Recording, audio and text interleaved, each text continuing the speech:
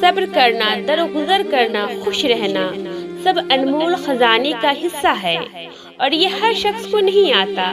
ہاں، مانا کہ بہت مشکل ہوتا ہے صبر کرنا، پر صبر تو صرف اللہ کے محبوب بندے ہی کر پاتے ہیں۔ وہ محبوب بندے یعنی اللہ پر کامل یقین ہو۔ بے شک صبر جنت میں شہد کی ندی کی طرح ہوگی۔ جتنا صبر یہاں کرو گی اتنی ہی عزت تمہیں دوسرے جہاں میں دی جائے گی۔ زندگی کتنی عجیب سی ہوتی ہے نا، زندگی کی ہر راہ پر صبر، کچھ دل کرے تو صبر، کہیں جانا ہو تو صبر، کچھ کھانا ہو تو صبر، کچھ من پسند چیزیں لینی ہو تو صبر، کسی نے بے عزتی کر دی تو صبر، کوئی چھوڑ کے چلا گیا تو صبر، کوئی دل کے بہت قریب رشتے ٹوٹ گئے تو صبر، ہر چیز میں صبر۔ مجھے لگتا ہے کہ ایک کامیاب زندگی کے لیے صبر ہر مسئلوں کا بادشاہ ہے۔ ویسے بہت مشکل ہوتا ہے صبر کرنا، روح کانپ جاتی ہے، روح چیخ اٹھتی ہے۔ ایسے ہی اللہ نے اتنا زیادہ اجر نہیں رکھا، مشکل ہوتا ہے بہت زیادہ، اور یہ ہر شخص کی بات نہیں ہوتی۔ صبر کرنے والا شخص اتنا ٹوٹ جاتا ہے کہ خاموش ہو جاتا ہے، نہ اسے کوئی چیز خوشی دے سکتی ہے نہ ہی کوئی چیز غم۔ کوئی حالات میں تو ان کے آنسو بھی سوکھ جاتے ہیں، ان کا دل رو رو کر تڑپ تڑپ کر بھی تھک جاتا ہے۔ میرے جسم کی ہر روئے سے آواز آتی ہے کہ صبر کرنا بالکل آسان نہیں ہوتا۔ زندگی اور کچھ نہیں، صرف صبر کا نام ہے۔ اگر کسی شخص کو یہ لگے کہ مجھے ہی اتنا صبر کرنا پڑتا ہے تو اسے اپنے ذہن میں ہمیشہ ایک بات رکھنی چاہیے کہ اللہ پاک انہی کے ساتھ ہوتا ہے جو صبر کرتے ہیں۔ تم کبھی محسوس کرو گے تو تمہیں ہمیشہ اپنے ساتھ اللہ کو پاؤ گے، پر یہ بھی تو سمجھنے کی بات ہے ہر شخص میں توکل نہیں ہوتا، اور جب توکل نہیں ہوگا تو انسان کو اللہ کی دی ہوئی کوئی نعمت نہیں لگیں گی، وہ ہر نعمتوں کو جھٹلاتا رہے گا۔ بندہ کیوں نہیں سمجھتا کہ صبر اللہ سے کی گئی محبت کی پہلی سیڑھی ہوتی ہے۔ بہت جلد اللہ سب ٹھیک کر دے گا۔ تمہاری وہ تکلیف جو تمہارے دل کو ہر وقت بے حال رکھتی ہے، تمہارے وجود کو کرچیوں میں تقسیم کر دیتی ہے، جس کی وجہ سے تم سجدوں میں ٹوٹ کر روتے ہو، بہت جلد اللہ تمہارے سارے زخموں کو بھر دے گا۔ وہ بدلے گا تمہارے حالات بھی، تمہارے سسکتے ہوئے دین بھی اور تمہاری زندگی بھی۔ وہ سارے عمر غم کا موسم نہیں رہنے دیتا ہے۔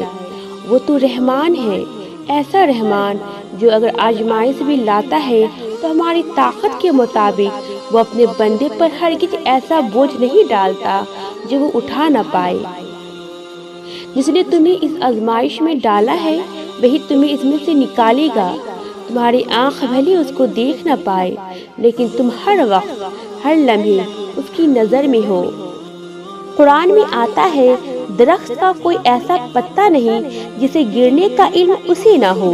تو جس تکلیف نے تمہارے دل کو بے حال رکھا ہوا ہے، تمہارے وجود نڈھال کیے ہوا ہے، بھلا وہ اس تکلیف سے واقف نہیں ہوگا؟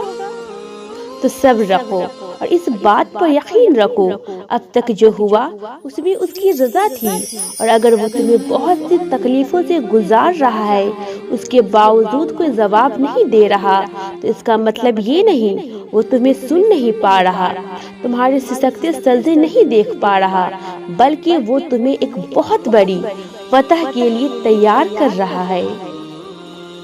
وہ جلد کوئی ایسا راستہ نکالے گا، کوئی ایسا وسیلہ بنائے گا کہ تم خوش ہو جاؤ گی۔ وہ بہت کچھ دینے سے پہلے آزماتا ہے تاکہ تم غم کا مزہ چکھو اور اس کے بعد ملنے والی خوشیوں کی قدر کر سکو، دیکھ سکو اللہ کے علاوہ کوئی نہیں تھامتا ہے۔ وہ تمہاری روتی آنکھوں کو ہمیشہ روتا نہیں رہنے دے گا، جس طرح وہ دین کو دین اور رات کو رات نہیں رہنے دیتا، اسی طرح وہ اندھیرا بھی زندگی میں نہیں رہنے دے گا۔ برا وقت ہمیں بہت کچھ سکھانے کے لیے آتا ہے، لیکن اس کے بدلے ملنے والی خوشیاں لامحدود ہوتی ہے۔ تمہارا صبر اور یقین ہی سب کچھ ہے۔ اپنے آپ کو کبھی شکست نہ دینا، مایوس نہ ہونا، اللہ کو تم بہت عزیز ہو۔ اوپر دیکھو، ایسا لگے گا وہ تمہیں دیکھ کر مسکرا رہا ہے، تمہارے دل کے حال سے واقف ہے۔ بس عنقریب وہ کچھ ایسا کرے گا کہ تم خوش ہو جاؤ گی، تمہاری کھوئی ہوئی بھی مسکراہٹیں واپس آ جائے گی انشاءاللہ۔ دل ایسے ہی نہیں ٹوٹ جاتے، بدلے میں اللہ کی محبت ملتی ہے۔ ایک وقت تھا جب میں بہت تکلیف میں تھی، اس تکلیف کی وجہ سے مسکرا نہیں پاتی تھی۔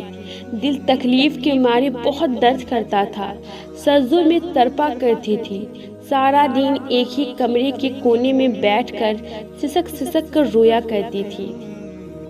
دین کی روشنیوں سے اپنی آنکھیں بچا کر رات کو بچوں کی طرح درد سے بلکتی تھی۔ مجھے لگتا تھا اللہ نے میرا دل توڑ کر میرے ساتھ بہت بڑا ظلم کیا ہے، وہ میری دعائیں قبول نہیں کرتا، اس نے میری خوشیاں مجھ سے چھین لی ہے۔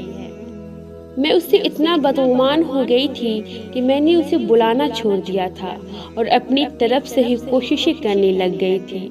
جو چھن گیا تھا اس کے پیچھے بھاگتی رہتی، دنیا کے سامنے خالی ہاتھ پھیلانا شروع کر دیے، یہ سوچ کر کہ جو اس نے مجھ سے لے لیا ہے دنیا مجھے دے دے گی، لیکن میں غلط تھی، بالکل غلط۔ مجھے یاد ہے وہ وقت جو میں نے اکیلے گزارا تھا، لیکن دنیا نے میری محبت کو ایک بار نہیں کئی بار اپنے پاؤں تلے روندا، اور اس طرح روندا کہ اس پھول کی طرح اس دن اس کی خوشبو بھی دم توڑ گئی تھی۔ میں اپنی ساری سوچوں اور کوششوں میں منہ کے بل گر گئی، اور اصل میں وہ تھی میری ہار، اس سے چھوڑ کر دنیا کے آگے ہاتھ پھیلانا۔